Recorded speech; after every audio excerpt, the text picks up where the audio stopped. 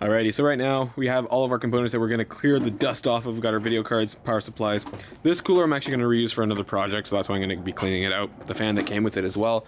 Just going to shoot some old compressed air, nice little Kawasaki green on that thing. Kawasaki green. Yeah, just going to shoot some compressed air and clean these bad boys out. And just look at that cleaning. Just go through all of them, do that, and make sure they're all nice and clean before we put them back into the new case.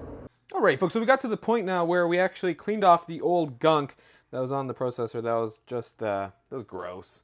You know, what are you going to do? But you know, it's thermal compound. You got to do it. I don't know, you guys dot people, you guys line people. Anywho, also cleaned it on the other cooler because I'm going to be reusing this for another place. But now comes the exciting part. We're going to be using the Noctua NHD15S, and we're going to be installing it on this board over here. Hopefully it's simple, and hopefully I can take you guys kind of through that and let you know my experience with it. But that bad boy is going on there. I'm going to do that now, and also install the HyperX Savage 16 gigabytes of RAM on this board as well.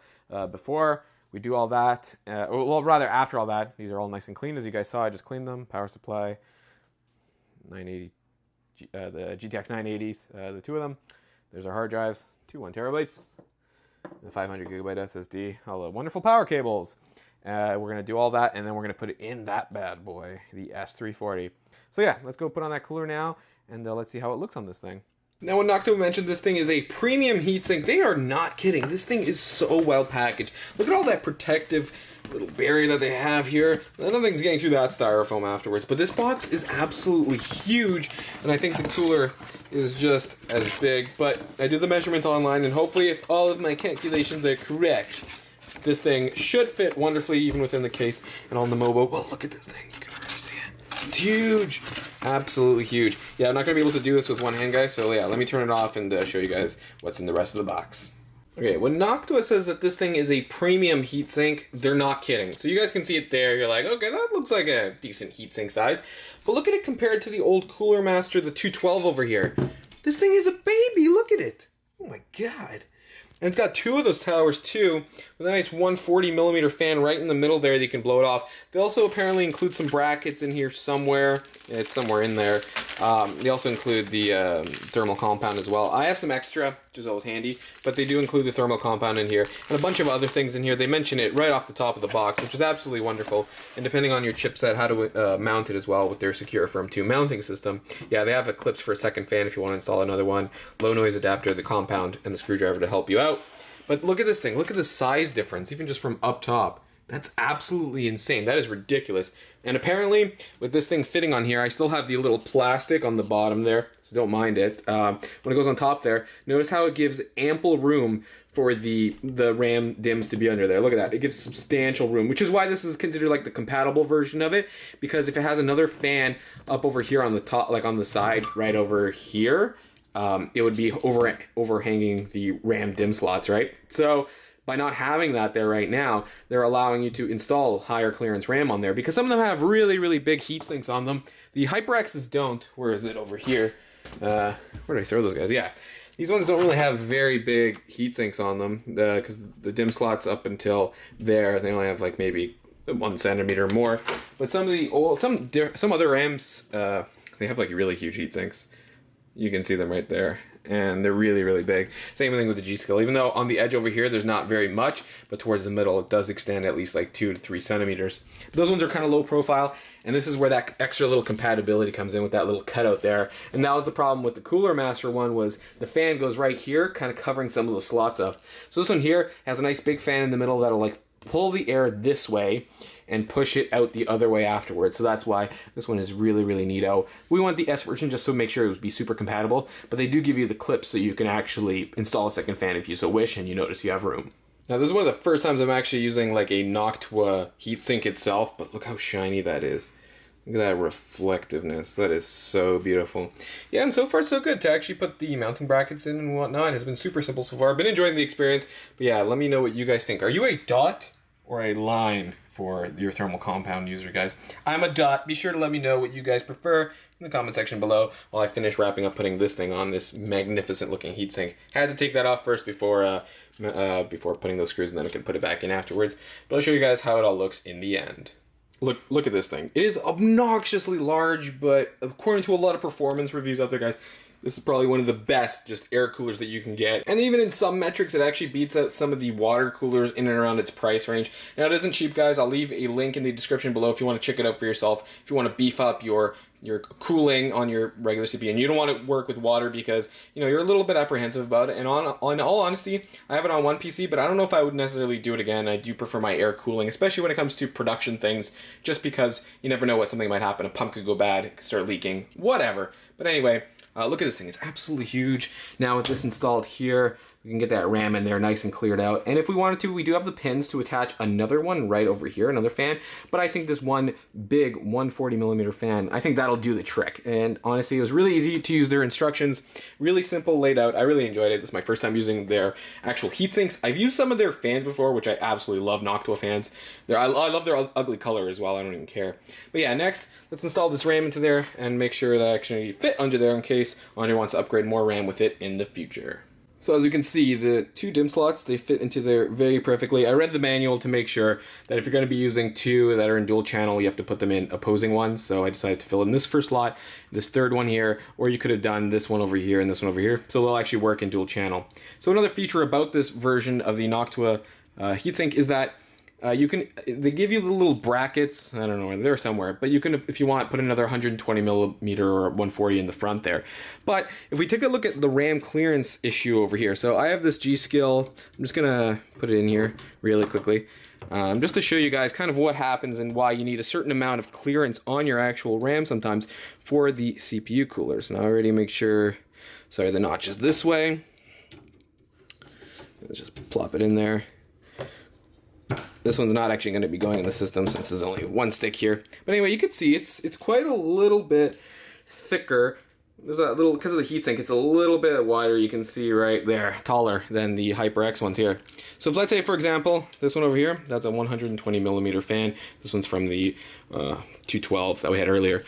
But if you see over here, if we're trying to mount it from, like, trying to make the top even, for example, it already sits below the heatsink of that one, but it doesn't on the HyperX, for example. Like, that's why RAM clearance issues with heatsinks is such an important thing, and you really have to do your research to see how tall, first of all, the RAM is itself. Sometimes you have to look at the manufacturing specific websites. They'll usually give it to you in millimeters, and then afterwards you have to see when you're buying your heatsink that they give you some sort of information of how tall the RAM clearance can actually be on there, just to make sure that it doesn't interfere if you want to install a second fan, or if that fan itself, like this one over here, this one had an issue with it where it actually blocked the first one unless you put the fan up like this. So that's a couple things that you need to note when you're actually building a computer, that those kind of things do matter, and you have to really sometimes take your time to see if the stuff is compatible with each other, and even just go on a forum somewhere and ask around. Or if you guys have any questions, just throw them in the comment section below and let me know, and maybe I can answer them for you guys.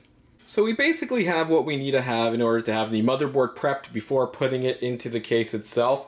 So yeah, we got the heatsink on, we got the RAM in. So now we'll put the actual motherboard into the case, and then we'll install everything else. Like, let's get the case in, we'll put the motherboard in with everything else that's attached into the case, then we'll put on the power supply and the hard drives, and then afterwards, will we do cables? That's kind of like hit and miss. Then afterwards, we'll put the, what did I say we'll put in the video cards? Yeah, we'll put those video cards in afterwards, then hook everything up to power, make it nice and clean for the NZXT S340 mid-tower case. So yeah, let's get that cracked open now, get it up on the table, and actually go for it and put that all in there. All right, folks, and here we go with the NZXT S340. So a nice little pro tip, if you want to take a box and you want to take it cleanly out of it, the case out of the box, cut it open, make sure the flaps are inverted to the outside, flap inverted, and then afterwards just flip this upside down and then just slowly pull the box off of it. Easiest way to get a case out of it. Little life hack over there for you guys to know. But yeah, I've worked in this case at least once before, but it's been a while. So I really enjoyed the way that they have this case and the way that it's done. Oh, I felt a little static shock there. I like how those little thumb screws over here, oh, this one's a little tough. I got it though. There we go. They actually stay onto here, which is pretty neat. And this just comes off. But anyway, I like the way that the interior looks in here. I thought it was a really snazzy case, very well built case. I'm going to be using it for here. And yeah, that little shroud there will kind of help keep everything in check in terms of when it comes to the power supply. And then we'll hide all the cables and stuff in the back afterwards. Get some good cable management going with this case. But yeah, anyway, I enjoyed this case. If you guys want to see it and get some more information about it, there is an Elite version as well. Be sure to check out the description below, and I'll leave a link to it too, so you guys can check it out on the Amazon store. We got this one in glossy white. It also does come in black, and then there's ones with like accents of blue inside, accents of red. Looks pretty neat overall. I really enjoy the case. So yeah, let's get in there and let's get the motherboard in there. Let's get the case in there, and sorry, not the case. Let's get the power socket. Just get everything in there, and we'll make sure we follow the instructions because sometimes there's particular ways that you have to put in things in certain order. So yeah, so let's get right into it. All right, ladies and gents, just a quick little reminder for anybody, watching this if you're going to be building a PC soon. But this happens to basically anybody who even has some experience building a PC. Don't forget to put in that rear I/O panel there. It's happened to me only once before, thank goodness, but I had to basically take everything apart and then, reinstall it and be able to actually put it, I had to take out the motherboard. I did all the screws up. But remember to put in this little rear I/O shield here so you can actually, have that little cover there. I mean, you probably know what a lot of those ports already do, but it's just handy to actually have there to cover it and to not let any dust in. But anywho, as you can see over here, this thing fits in nicely. Look at that clearance. It's almost next to nothing, but I like that. I have some 140 millimeter fans. I think I could fit there. I'm going to just double check with the manufacturer, just like on the page, if I can actually do that. But I also do have 120s to add in some, I want to basically even out the airflow because these ones over here, they have like the open shroud, so they're not going to exhaust, but I kind of want like a neutral airflow. So I'm going to see if I can get 2 fans in here, and there's 2 intakes. There's going to be 2 exhausts, and then the heatsink, and then there's the 2 open shroud video cards in here. I mean, everything should work out pretty well and nicely in here, and hopefully everything does. So yeah, let's move on to the next step, actually screwing this thing down and putting everything else back into it. And just to really reiterate how much I enjoy working in this case, especially at the price point where it's at, it's really neat because, first of all, I like the design where you have to actually take this little panel off, attach the PSU to it, and then afterwards you just slide it all in there. I thought that was pretty cool. Usually you just, straight screw them in. I also like the way that they have their management for their hard drives. It's basically toolless except for, you put one here, one here. You can also have an additional 2 if you want there. I probably wouldn't suggest if you have more than 4 to use this case, at least for that, just because here's probably where the cables are going to be coming from for your PSU. And if you don't have a modular one, then they're going to just be kind of like laying over here. But I'm going to reiterate, I enjoy working in this case, and I think it's really neat. Yeah, you just need to screw 2 little screws on each hard drive over here on this side. And then if you got SSDs or like the NZXT Hue, you can just put them like over here instead and then route it through there. I think that's a pretty neat design overall. I really enjoy this case and the way that I'm working it so far. And yeah, so we're going to install those, we're going to install the SSD, everything else, and kind of show you guys the rest of it along the way. See, I don't know if it's necessarily to do with this case in particular, but I think another thing important to note, especially when you're building a computer, is to mind spacing and to kind of plan ahead a little bit. Because I knew that the 2.5-inch SSD was going to go in these areas here. I mean, I could have installed it where the other hard drives are in that area there, but I thought it was kind of cool to see this one over here. Hopefully it shouldn't starve the air from this this GPU over here. I mean, there's not much room there anyway, and I thought it was cool to actually see like your little SSD there. I thought that was a cool part of the design. Anywho, I had to install this first before installing the GPU just because it would really be hard to kind of get in there and slide everything, and then afterwards also do the cabling in the back if I didn't do it already. So that's kind of one thing to note, is always plan out how you're going to be putting things and see how they fit, because if you do it one way and you're not sure, it might be not necessarily wrong, but it might not be the most efficient way of getting things around and getting things managed properly. So yeah, so I don't have this screwed in, so I can take this out, route the cabling back through here just so it's already all plugged up, so I don't have to worry about, oh, I have to take this out now and blah, blah, blah. But anyway, planning ahead is a pretty key thing, especially when you're building computers, and that's just one thing to kind of note that I found, at least on this particular case over here. And here we are, folks, with the complete product of Andre's old system that used to be in that CM Trooper, that Cooler Master Storm Trooper case, that really, really big one with a handle. We've now shrunken it down to the mid-tower in the S340 from NZXT instead. And everything is fitting inside there wonderfully. We even upgraded the cooler over here to a Noctua NHD15S instead of the Hyper 212 Evo. By the way, it was a 212 Evo. I did eventually find the documentation for it. So this cooler is a lot bigger than that one. Has a big, big 140 millimeter fan right there. Has a 120 up here on the top. Might be hard to see because of the lighting. 120 at the back. These didn't come with it, actually. I have these from a radiator from before. Those are two 140mm fans from Corsair. So they're going to be doing some of the intake over here because we do have these two GTX 980s. They are not the TI version, just regular 980s SLI. You can see the little bridge connection over here. So this thing's going to be pulling in quite a bit of air. And of course, it's also going to be exhausting a little bit because these are the open shroud kind of ones. So the hot air is going to kind of just stay in there. It's not going to really... With the blower ones, they blow it out the back as an exhaust. So these are going to kind of recycle the air that's in there. So hopefully the two exhausts can kind of handle everything in there. Temp-wise, I've already kind of seen it. And it seems pretty good overall. I've done some benchmarking, some stress testing. We got our SSD in there. We got our two hard drives in there. And our cable management in the back. I'll show you guys that in a moment. But we got our two 8GB sticks of DDR3 RAM in there, clocked in at 1600 megahertz, CL9 latency for that. So that's more than what I had before. Before it only had 12 gigabytes in there, and that was across 3 sticks, so this should be pretty sweet in terms of a little bit of upgrade, a little bit 4 gigabytes more of RAM. And you can see there, it's pretty, I like this case for the cable management. It's really, really tidy. You have these like little cutouts in there that you could barely even notice where things are going. You just see these ones here. I wish we had like those sleeved cables instead. Maybe that'll be an upgrade in the future, make this look a little prettier. But they all just kind of go into this cutout here, which is really, really nice. Those other ones over there go behind that cutout, which is really sweet. Everything kind of goes up through the top afterwards too, and through that cutout there. But overall, for a small case, it actually has some great cable management features. I've been enjoying it overall. Let me just show you guys the back cable management really quickly, and then afterwards we'll switch it on and just to guys show you the final product, because otherwise everything else is working. Then I'm going to ship this off to Andre in Vancouver. Alrighty, so now you guys can kind of see the back over here of the cable management. I'm not going to say I'm good at cable management at all, because I'm really not. That's something I really need to practice on.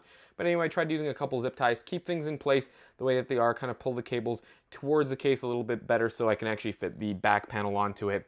But anyway, because it is SLI, there's a lot of extra cables, and there are additional hard drives in there too, so that's a lot of extra cables. Even though it is modular, a lot of the ports in there are being used right now, and I didn't even know if I needed this extension or not, but it actually did help.